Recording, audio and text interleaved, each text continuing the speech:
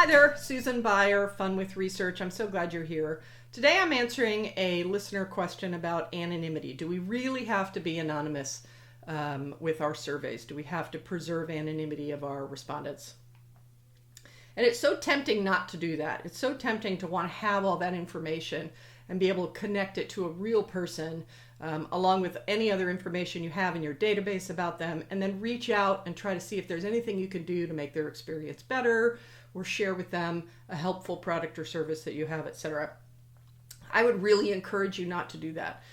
Everyone today has had the experience of participating in something and then just getting flooded with spam emails and phone calls, and you go to a conference now and my goodness, you're just flooded with requests afterwards.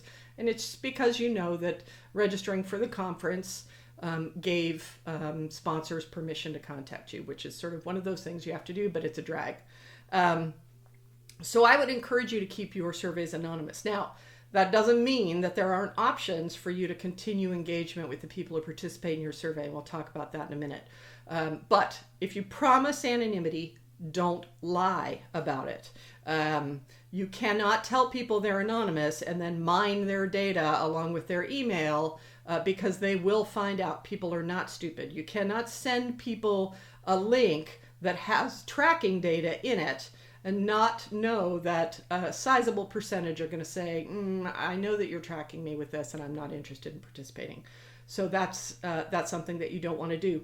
You can set up separate links for platforms that you're sharing your invitations on. For example, if you have a survey and you're inviting your Facebook community to participate, or your LinkedIn community, or your prospect database in addition to your customer database, you can give each of those a different link. And all that tells you is where a respondent came from, but it does not compromise their anonymity. So you certainly could do that and be able to see the differences between those communities when you look at your data.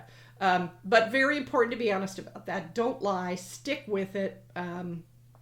And in some cases, using a third-party research firm may be the answer for you, because they can sort of be that wall between your respondents and your organization so that that temptation is not really even present. Now, the other thing to think about is at the end of even anonymous surveys, you can ask people if they'd be willing to engage in more contact with you. So we do this at Audience Audit with a lot of our surveys for clients.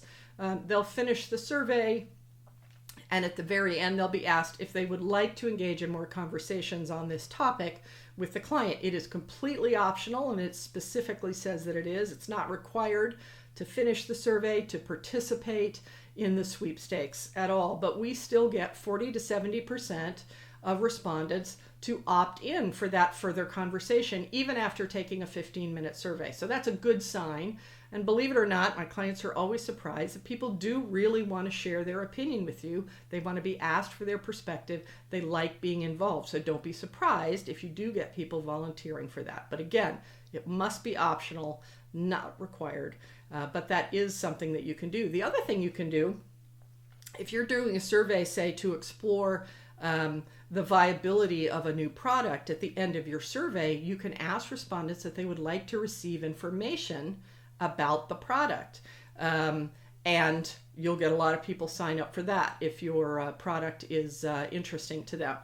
Honor that agreement, send them information about the product. Do not pester them about anything else. Don't make them sorry that they volunteered, fundamentally. So my advice is always going to be anonymous, anonymous, anonymous. You're going to get better data. You're going to get fewer lines of data that you have to delete because people are just flatlining through your survey, trying to get through it as fast as they can.